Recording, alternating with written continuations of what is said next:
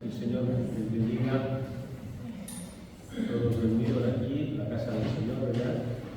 Para adorarle, para alabarle, para aprenderlo que nos enseña su palabra, que es nuestra guía, que nos alimenta, ¿verdad? He puesto por título a esta palabra que quiero compartir con ustedes: crisis de identidad. Porque no solo el mundo y la sociedad, sino también a veces los creyentes, los cristianos, vivimos una crisis de identidad, ¿verdad? No sabemos muchas veces quién somos. Hace unos días leía un artículo que me llamó mucho la atención, porque no sabía a qué se refería. Era un artículo sobre la disonancia cognitiva. Yo cuando leí el título digo, wow, ¿eso qué significa? No tenía ni idea de lo que significaba la disonancia, tengo que leerlo, disonancia cognitiva. Pero cuando vi el artículo pensé que era una gran realidad también en el mundo espiritual. Porque la disonancia cognitiva de alguna manera es cuando se produce un conflicto, una tensión en mi mente, en mi esencia. Eso es disonancia. Y aquellos que entienden de música quizá lo entiendan más, ¿no? Porque disonancia es cuando una nota suena rara en relación a las otras, lo que rompe la armonía, ¿no? O un instrumento chirría, y aunque no entiendan de música, notas que algo desentona, ¿no? Que hay una disonancia.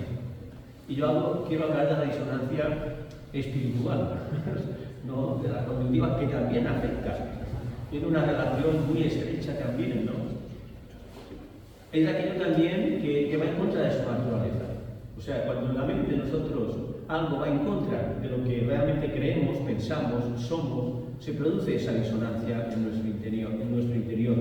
Y eso pues se traduce en crisis de todo tipo, ¿verdad? También es que hay mucha diferencia entre lo que se es y lo que se podría ser. Pero los psicólogos y los médicos, los psiquiatras no han inventado nada que la palabra ya no nos diga, y con toda claridad, ¿no? Desde siempre se habla de esa disonancia, usando otras palabras. El apóstol Pablo lo hizo de manera muy clara y muy concreta en Romanos, versículos que se leyeron aquí hace poco también, ¿no? ¿Recuerdan ustedes? Cuando en el capítulo 7 de Romanos, Pablo dice, porque en esta carta que escribe a los romanos, porque lo que hago no lo entiendo, pues no hago lo que quiero, sino lo que aborrezco, eso hago. Y si lo que yo no quiero, eso hago, apruebo que la ley es buena. De manera que ya no soy yo quien hace aquello, sino el pecado que mora en mí. Y yo sé que en mí, esto es en mi carne, que no mora el bien, porque el querer el bien está en mí, pero el no hacerlo. Porque no hago el bien que quiero, sino el mal que no quiero, eso hago. Qué manera tan clara nos habla el apóstol Pablo de disonancia cognitiva. Claro, se refiere a la disonancia espiritual, aquella que nos preocupa a los creyentes, ¿verdad? Cuando nosotros vemos que hay cosas que desentonan. ¿Tú no has sentido alguna vez que estás desentonando? Yo sí, hablo por mí. En alguna ocasión he notado que desentono en algo, que hay una nota que chirría o que está fuera de lugar. La disonancia cognitiva o crisis de identidad no es nada más ni nada menos que la lucha y la confrontación que hay en mi mente con todo aquello que estaba diciendo Pablo a los romanos en su carta. Esa lucha ha estado siempre en el ser humano, siempre la ha habido. De hecho, esta lucha fue la causa que originó el pecado que viniera al hombre, que el hombre no había nacido con pecado. Pero esa disonancia, esa crisis, esa tensión es lo que provocó que el pecado viniera. El apóstol Juan nos invita a que reflexionemos sobre este pasaje, que es un pasaje profundo y transformador. Cuando lo lees, todo el que lo lee, y seguro que lo hemos leído en más de una ocasión, no dejamos de reflejarnos a nosotros mismos. Yo pienso que es un pasaje que te refleja a ti mismo. Hay otros pasajes que quizá piensan en los demás, pero deberíamos pensar en nosotros. en la realidad nuestra, pero este de alguna manera te señala a ti mismo, no para bien ni para mal, ni que te acuse o no, sino que te señala la crisis, las luchas, las tensiones que hay en nuestra mente, que es bueno que lo aceptemos que hay. No podemos negarnos porque seamos hijos de Dios, porque por gracia hayamos sido salvos, que no tenemos esas luchas y esas tensiones en nuestra vida. Y el apóstol nos invita a que reflexionemos en este pasaje y nos ofrece una clara y además conmovedora visión del amor de Dios.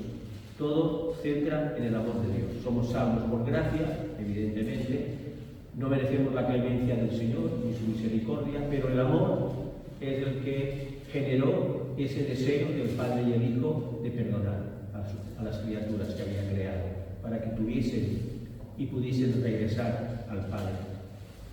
Y ese amor de Dios nos vuelve y nos recuerda nuestra identidad como hijos suyos. Ese debería ser algo muy presente en nuestra vida. Somos hijos de Dios, no solo criaturas de Dios. Saben ustedes que hay una gran diferencia. Además de ser criaturas de Dios, creación suya, somos hijos de Dios, con nuestros contrasentidos, con nuestras notas discordantes, con aquellos instrumentos que chirrían a veces. Aún así, somos hijos de Dios y Él ha dado su sangre por nosotros.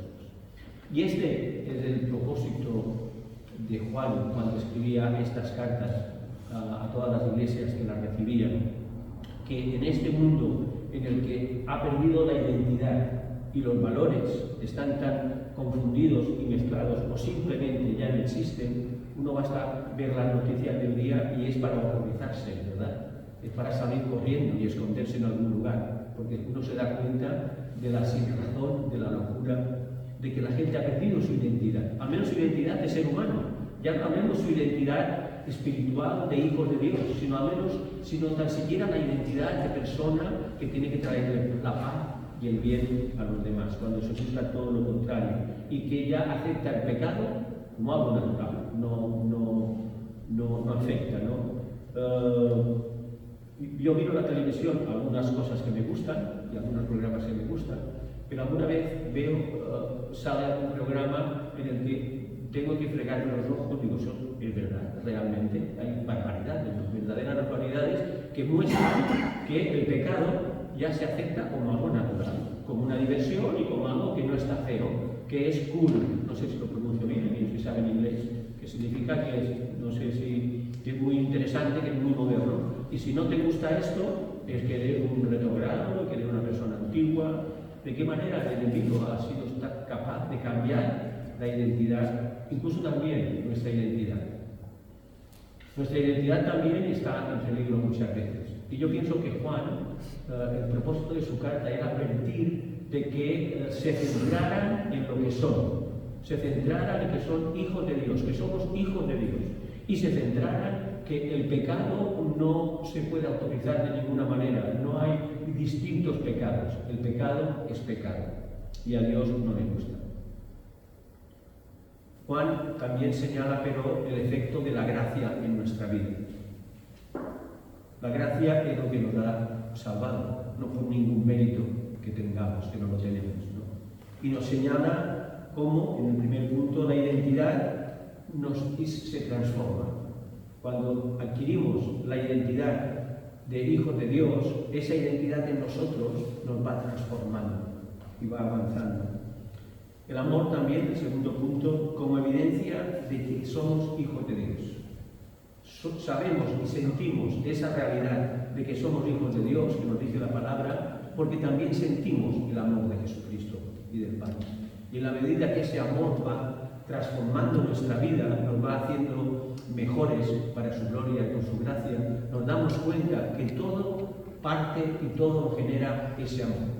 Cuando sentimos ese amor inmerecido, es cuando nos damos cuenta de que nuestra vida se está transformando, se está cambiando, y horrorizados también miramos nuestros errores o pecados. Y el tercero, el poder de la simiente de Dios. Simiente es semilla, el poder de esa semilla que el Señor ha puesto en tu corazón, en mi corazón, en cada corazón. Y esta simiente que cuando fructifica y cuando crece lo va cambiando y transformando todo. El amor transforma maravillosamente la vida del hombre y de la mujer que recibe al Señor y le pide perdón. Pero ese amor debe manifestar mi conducta. No es un amor como otros tipos de amor, un amor profundo, un amor transformador, es un amor que cambia todo. Pero no solamente me tiene que cambiar a mí, ese amor a través de mí tiene que cambiar lo que hay a mi alrededor. Es un amor transformador, primero en mi vida, pero yo a la vez tengo que ser canal de ese amor, si no ese amor no cumple su función. Mirad cuál amor nos ha dado el Padre, una expresión de decir, mirad qué amor tan grande nos ha dado el Padre, ese amor tan grande nos perdona a pesar de nosotros. Y ese amor debe traducirse y mostrarse en mi conducta diaria y debe reflejar la justicia y la santidad del Padre. Porque mi identidad es de cristiano. Si tú te das a conocer como cristiano, y supongo que todos lo hacemos de una manera u otra, cuando alguien nos conoce por alguna expresión nuestra, ven que nosotros somos cristianos, creyentes, muchos lo confunden. Hay una persona que algunos conocen aquí que me ha confundido con un sacerdote. Cada vez que habla conmigo me dice padre. Sí, padre. Yo intento explicarle, pero no hay manera. Ella en su mente, supongo que tiene una educación católica, y cada vez que habla conmigo por teléfono me dice padre. Sí, padre. Y yo digo, no, mire, que es inútil. Ella tiene este chip en la cabeza y no logro convencerla. Bueno, realmente padre soy. Incluso le diré que soy abuelo, por lo tanto, en cierta manera no se equivoca. Si el Padre no nos rechaza a nosotros los humanos, es porque su amor es muy grande. Es un amor tan grande, tan profundo, que no podemos hacer menos que intentar vivir en ese amor que nos ha salvado. El mundo nos rechaza a nosotros y nos duele, ¿verdad? Todos quisiéramos que habláramos de alguien de Cristo y Bloom se convirtiera, ¿no? Como Pablo. ¿No lo has deseado en algún momento? Que Pablo camino de Damasco de pronto, un caballo parece que no había, ¿no? Pero bueno, se cayó al suelo, eso sí que está claro, ¿no? Y el Señor lo tocó. No, yo lo anhelo, no quiero mentir, que hablase con alguien de Jesucristo y que de pronto el Señor lo tocara, el Espíritu lo tocara y aquella persona deseara recibir al Señor. Hay casos así, ¿no? Yo no he tenido ese privilegio, ¿verdad? Nosotros quisiéramos que cuando tenemos ese amor los demás también fueran transformados como lo somos nosotros. Pero el mundo no nos conoce a nosotros porque no conoce a Dios. Ahí está, a veces uno piensa que tienen algo contra nosotros, no exactamente. Es que para aceptar a Dios tienen que aceptar su pecado. Y todos aquellos que hemos recibido a Cristo es porque hemos empezado por arrepentirnos. Y el mundo no quiere arrepentirse de nada. Y una estrategia es: yo no acepto a Dios, yo no reconozco a Dios. Por lo tanto, tampoco reconozco en aquellos que dicen llamarse hijos de Dios. Esa es la realidad. Quisiéramos que nos aceptaran. Y la gente en general ve al creyente, al cristiano en general, como buena gente, entre comillas, ¿no? Gente que se comporta bien, que da un buen testimonio, en general da un buen testimonio, ¿verdad? Pero no importa, porque si para aceptar de verdad a un cristiano, tiene que aceptar primero al Padre, y no quiere aceptar a Dios. La sociedad de hoy, el mundo, no quiere aceptar al Señor. No sé si han oído hablar ustedes de un en Mallorca, y supongo que en el resto del país también pasa, sucede mucho en los pueblos todavía, que te conocen no por tu apellido, Fernández, Omar, lo que sea, no, te conocen por el apodo. Por ejemplo, te dicen, si tú eres, yo por ejemplo soy Juan Ferriol, por ejemplo fuese de Sineu, a mi abuelo le conocían por el molinero, pues molinero. Yo si voy a Sineu, dijera soy Juan Ferriol, bueno, me conocerían porque mi apellido viene de allí, pero en cambio si dijese soy fiel molinero, ya está, ya sabían quién soy. Y el molinero era hace 4 o 5 generaciones. De alguna manera ese buen nombre, porque ser molinero no es nada malo, ¿verdad? Bueno, aunque tienen mala fama, en el tiempo tenían mala fama los molineros, pero el buen nombre es algo que es importante, y no lo digo en tono de broma, pero no voy de bromas. Es una responsabilidad muy grande cuando nos decimos cristianos, hijos de Dios, quizá no somos conscientes que de alguna manera debemos reflejar a Dios. Es un compromiso muy grande. A veces este peso puede ser un peso, ¿no?, si no lo vivimos con la fe suficiente de saber que el Señor salva y perdona nuestros pecados. Este buen nombre que tenemos como hijos de Dios, como cristianos, este privilegio de ser llamados hijos de Dios, debe inspirarnos para llevarlo dignamente y no deshonrar a la familia. Porque ahora cada uno de nosotros, hermanos, y cada uno de aquellos hombres y mujeres en todo el mundo que han decidido seguir a Cristo, son parte de nuestra familia.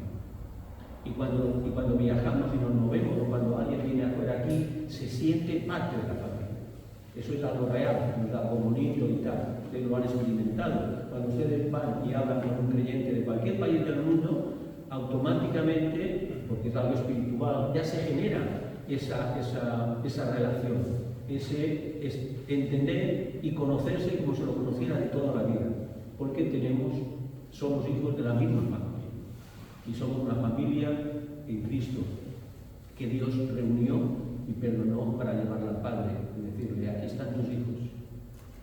Es un gran privilegio y a la vez es una gran responsabilidad. Sigue diciendo el versículo 2: cuando Él se manifieste. Las cartas de Juan son muy complejas en un sentido. En apariencia son muy sencillas, pero lo que hacía Juan era advertir a todos aquellos que las leían de las cosas que estaban atacando a la Iglesia, las doctrinas, las corrientes, las modas, y de alguna manera con sus versículos está diciéndoles que presten atención a muchas cosas. Uno de los puntos que se discutían, de hecho, se puede hablar e interpretar de varias maneras. Ahora somos hijos de Dios y aún no se ha manifestado que hemos de ser, pero sabemos que cuando Él se manifieste seremos semejantes a Él, porque lo veremos. Juan hace referencia, de una manera así muy suave, a la venida de Cristo. Había una corriente en la que se decía que Cristo iba a venir inminentemente, ya estaba por llegar. Esta línea sigue también hoy. Pero otros estudiosos, otros teólogos piensan que hacía referencia al testimonio que tenemos que dar nosotros, a que tenemos que vivir como si Cristo viniera mañana. Vendrá cuando Él tenga que venir y tenga previsto venir, pero no sabemos cuándo. Pero ahí están estas dos interpretaciones, ¿no? Y Juan, de alguna manera, él lo dice: ahora somos hijos de Dios y aún no se ha manifestado lo que hemos de ser, pero sabemos que cuando Él se manifieste, cuando Él vuelva, seremos semejantes a Él porque le veremos tal como es. De alguna manera nos dice que somos hijos de Dios y de alguna manera reflejamos quién es Él y seremos como Él cuando Él venga o cuando partamos o Él nos llame. Esta y otras cosas Juan es la que quiere explicar, y quiere que aquellos que seguían a Cristo no se dejaran influenciar por corrientes distintas, como hoy también pasa. Hoy también estamos a un bombardeo de cosas que quieren afectar a la esencia de la fe y de la doctrina, que es muy sencilla. No hace falta añadirle nada, ni quitarle nada tampoco. Y todo aquel que tiene esta esperanza en Él se purifica a sí mismo. Cuando de verdad creemos que somos salvos por gracia, que nuestra vida eterna estará junto al Señor, y vivimos con esta convicción de que tenemos que somos hijos suyos, que tenemos que dar testimonio y ejemplo, eso nos va limpiando y nos va purificando. Cuando tenemos la certeza de la vida eterna y del amor inmerecido de Dios, eso transforma nuestra vida. Día a día, con los tropezones que pueda haber, con las crisis que puedan surgir, a pesar de todo, cuando estamos buscando al Señor, el complacerle, el vivir en su justicia, el ser justos, el amar, el transmitir ese amor, eso va transformando nuestra vida. Y todo aquel que tiene esta esperanza en Él, pero esa esperanza tiene que ser real, no tiene que ser algo que, bueno, sí, Dios me ha salvado y me ha perdonado. No, tenemos que tener la esperanza de que Él está con nosotros, que su Espíritu nos acompaña y que su amor no nos abandona. Tenemos que vivir en pureza y mantenernos en la luz, así como Él. Él es el modelo, el que nos purifica y en su Espíritu Santo nos ayuda. Él se purifica a sí mismo, así como Él es uno. Y esa fe en la pureza y santidad de Dios, de su Hijo Jesucristo, nos tiene que animar a nosotros, como hijos suyos, a imitarlo, a ser parte, consecuentes y no olvidar nuestra identidad cristiana. Nos hablaba del segundo punto, el amor como evidencia de que somos sus hijos. Yo creo que en los momentos de debilidad, de agotamiento, los momentos que sientes que Dios te abandona, momentos en los que parece que aquello que más quieres no está bien. Cuando hay estas situaciones, notamos que no dudamos, pero desearíamos que ese amor de Dios real y que permanece en nosotros lo sintiéramos más, para que nos diera fuerza, para que nos animara a seguir. Nuestra identidad se forja sobre nuestra fe. Yo soy cristiano y tengo esa identidad en el momento que, por gracia, Dios me da la fe. La fe la recibo de Dios. Yo puedo buscarlo y puedo necesitarlo, pero Dios da ese paso y me da la fe por gracia. Y mi identidad se forja a partir de ese momento. Yo soy salvo, pero no estoy transformado todavía en un sentido. Esa transformación es un proceso, que es el proceso de la vida de cada uno de nosotros en la medida que vamos creciendo en la fe. Pero esto influye poderosamente sobre nuestras acciones y nuestros comportamientos. Nos convertimos, el Señor nos convierte, pienso yo. Recibimos al Señor, le pedimos perdón a una edad determinada, unos más jóvenes, otros ya adultos, y a partir de ese momento es cuando, desde este instante, y aunque nadie nos diga nada y no nos enseñe nuestros primeros pasos, eso ya afecta a nuestra conducta. Eso ya hay algo del Espíritu Santo que recibimos cuando el Señor nos perdona. Ese Espíritu Santo ya empieza a trabajar en nosotros y ya empieza a cambiar nuestra conducta, aunque nadie nos haya dicho nada o todavía no hayamos recibido mucho discipulado, empieza a haber un proceso de transformación en nuestra vida, que va a un ritmo o que va a otro, pero va a un ritmo. Nuestra identidad, no lo olvidemos, se forja en mi fe, se fundamenta en mi fe y va transformándose y va cambiando. Esta carta, en formas suaves, es dura. Es dura en el sentido de que es clara, va a lo que va directa, sin paliativos, dice el 4. Todo aquel que comete pecado, claramente, infringe también la ley. De alguna manera Juan está mostrando que las maneras de vivir aparentemente cristianas no confunden al Señor. Tenemos que tener una vida real cristiana y en parte de lo que parecemos hay luego lo que hacemos. Y todo aquel que comete pecado infringe también la ley. Cualquier tipo de pecado, ¿no?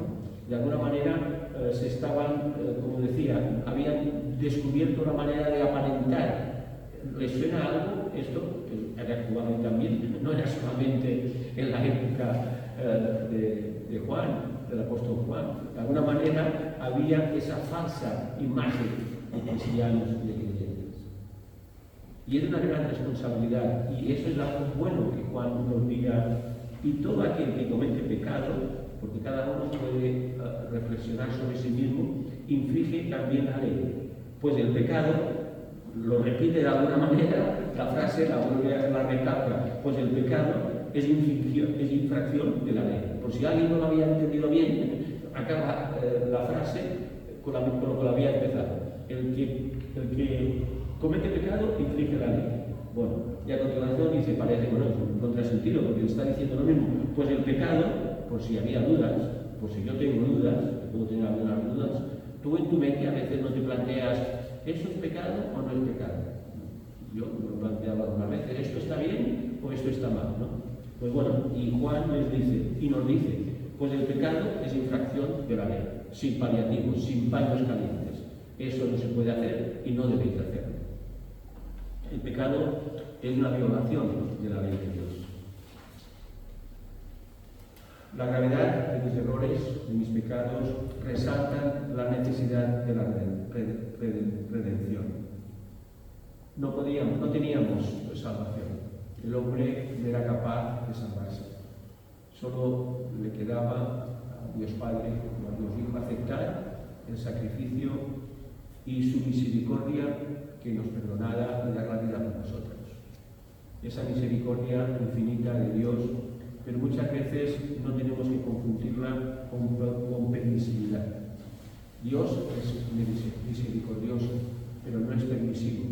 Lo que está mal, está mal. Lo que es pecado, es pecado. El vivir en la oscuridad, las tinieblas, nos llevan a la muerte. Juan habla con claridad, para que dejen y se alejen de todo aquello que puede llevarles a las tinieblas, a la oscuridad. Muchas veces uno comete pecado conscientemente. Algún nivel de responsabilidad siempre tenemos, no nos queda eximirla, pero a veces va jugando con estas, entre la luz y la oscuridad, a veces hay grados de oscuridad, y a veces uno quiere jugar en las sombras, moverse en las sombras creyendo que no caerá en la oscuridad. Y ese a veces es la estrategia del pecado, del enemigo. Confundirnos con cosas que en apariencia no son malas, pero que nos llevan al pecado. Y sabéis que Él apareció para quitar nuestros pecados. Y no hay pecado en Él.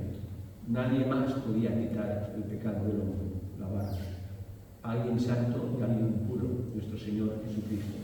Y no hay pecado en Él. Juan va avanzando. Vosotros tenéis una identidad, sois hijos de Dios por amor. Él es puro, Él es santo, Él es justo, en Él no hay pecado. Y solamente Él podía quitar nuestro pecado, porque Él no tiene pecado.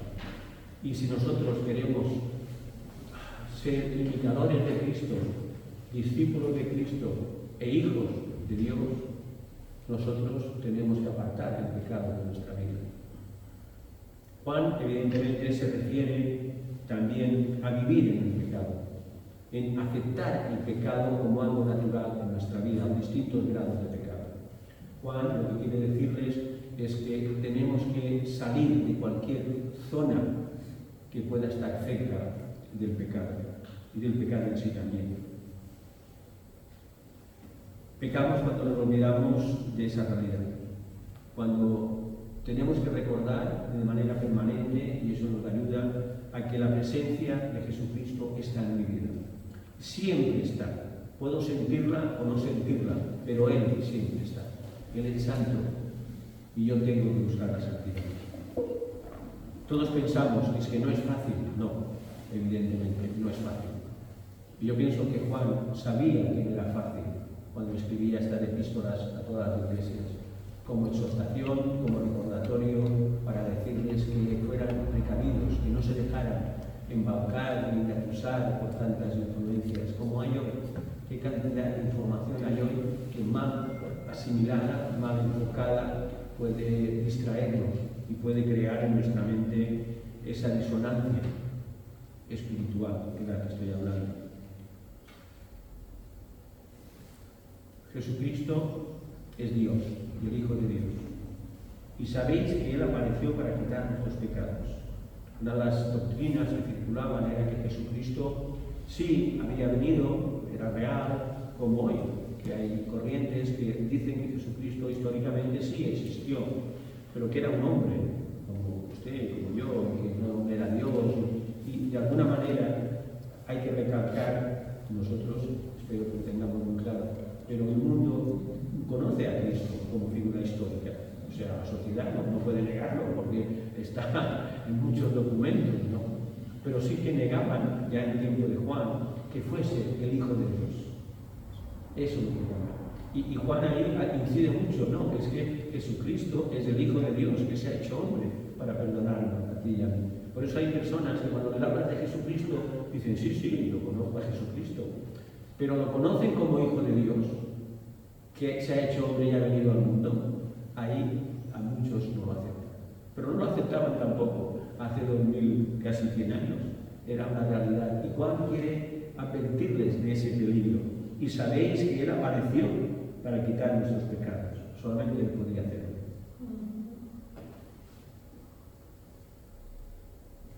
La poderosa simiente de Dios. Ese es el tercer punto que quiero compartir con ustedes. Como saben ustedes, simiente es semilla, ¿verdad? Y la semilla, aunque sea algo minúsculo, muy pequeño muchas veces, como la de la mostaza, que tiene fama de ser la semilla más pequeña que existe. Yo en una ocasión me dieron una, porque un hermano dije, ¿tú tienes semillas? Tenía semillas, sí, y de esto tiene de mostaza. Y sí, la tuvo, no me imaginaba nunca. Y me trajo la semilla de la mostaza, y era de minúscula. Pero luego averigüé que hay semillas más pequeñas todavía que la semilla de la mostaza. Pero no importa que sea pequeña o que sea grande, ¿no? Como la del coco, que es muy grande, o la del mango, no importa, porque la semilla contiene toda la identidad de lo que será el fruto que da, del árbol que da. Y la semilla de Cristo en nuestra vida es una semilla perfecta, que contiene todo lo que tenemos que ser.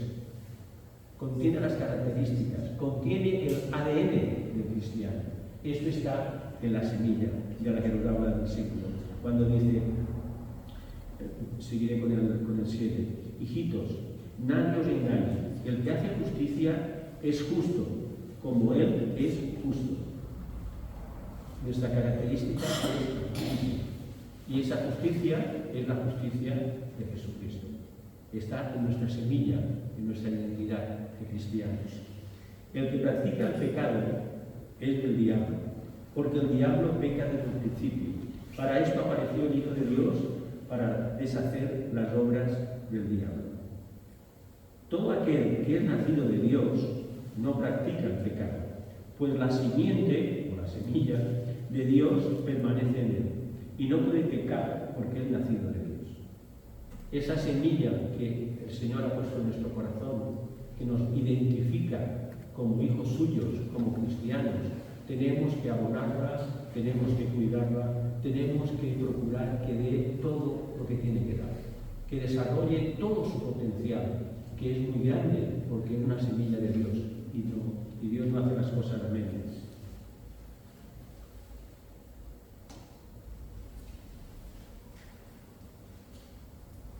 Juan quiere en su carta advertirnos del peligro que es aceptar cosas que no están bien como algo que está bien. En ese mundo de información, múltiple información, con muchos canales, con las redes, bombardeándonos cada momento, cada instante, con multitud de cosas que aparentemente son buenas, son modernas, son interesantes, con el ánimo que tiene la sociedad hoy, los creyentes también, de parecer contemporáneos, o sea, parecer de ese tipo, ¿no? Todos queremos parecer de ese tipo, no queremos que nos miren, mira ese antiguo, mira este, no queremos, todos queremos al menos tener una imagen de ser de este tipo, ¿no? Eso es un peligro, porque claro que tenemos que ser de ese tipo los creyentes también. No vivimos en el siglo pasado, ¿no? Vivimos en este año, ¿no? No sabemos lo que pasará la década que viene, pero estamos en ese momento y claro que tenemos que ser de ese momento. Y claro que tenemos que aprovechar aquello que los avances científicos producen, evidentemente, pero no dejarnos embaucar por ellos, no dejarnos despistar, no equivocarnos con lo que nos ofrece. Tenemos que ser conscientes que todo aquel que es nacido de Dios no practica el pecado. O sea, Juan, realmente el lenguaje de Juan es muy sencillo. Tú tienes la simiente de Dios, yo tengo, aquellos que hemos recibido a Jesucristo, esta simiente está en nosotros. Por lo tanto, como yo tengo esta simiente y he nacido de Dios, no practico el pecado, no debería practicarlo, no debería vivir en el pecado. Debería saber, entender que el pecado ofende al Señor, ofende a Dios, y que yo tengo que buscar salir de cualquier situación que me enreda o me lleva al pecado. Porque la simiente de Dios permanece en él y no puede pecar porque es nacido de Dios. ¿De qué manera Juan nos muestra con toda claridad la realidad que él veía y que hoy vería también? Yo creo que podría escribir con un lenguaje quizá más moderno, más actual, pero podría escribir, quizá añadiría, ves cuidado con las redes, no te metas en el TikTok, o como se llama ahora, que no lo han cambiado de nombre, que no lo sé, nos diría esto, ves con cuidado con esto, ves con cuidado con esto, pero a ellos les decía más o menos lo mismo. No os dejéis enredar con doctrinas y con corrientes que no son la verdad de Cristo. No responden a tu simiente, a mi simiente.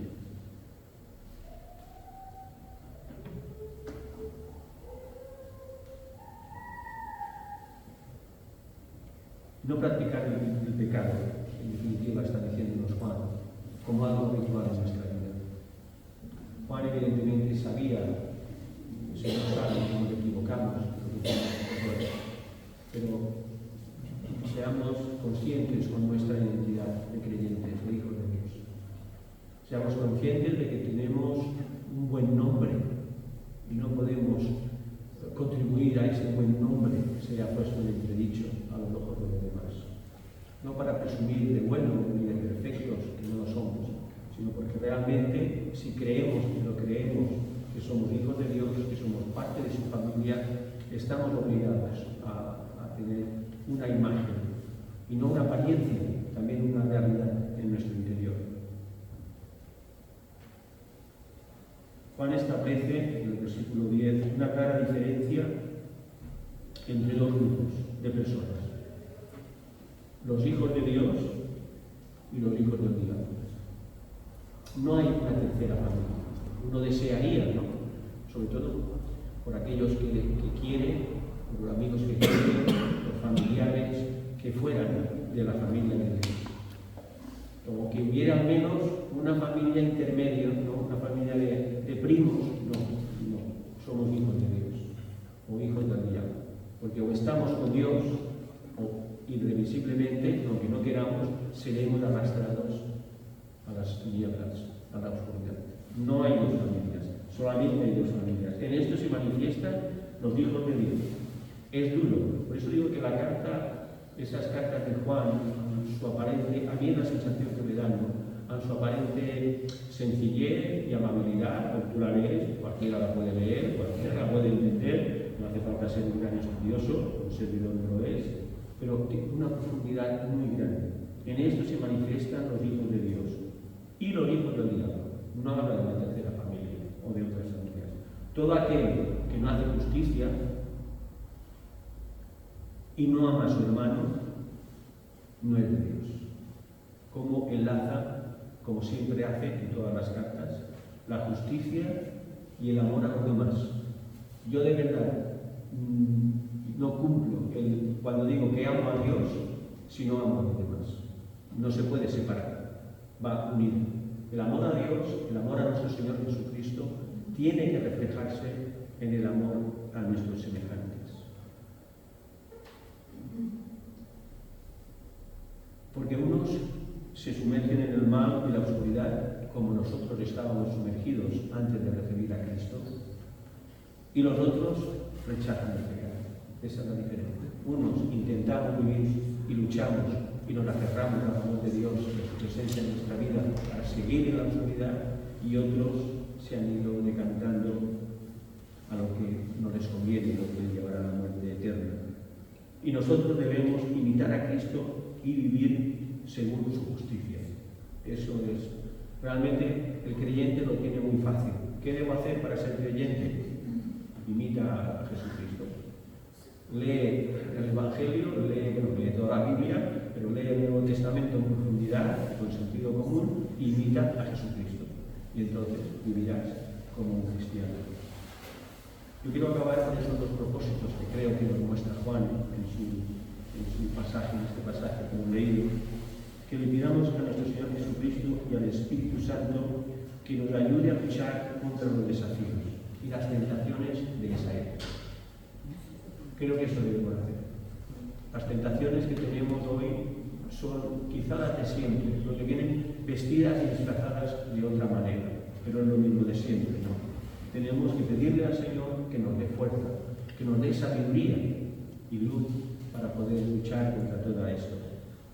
Y otro principio, otra idea que nos quiere transmitir Juan, que nos transmite, es que reflejemos su amor y justicia en nuestras acciones y vida diaria.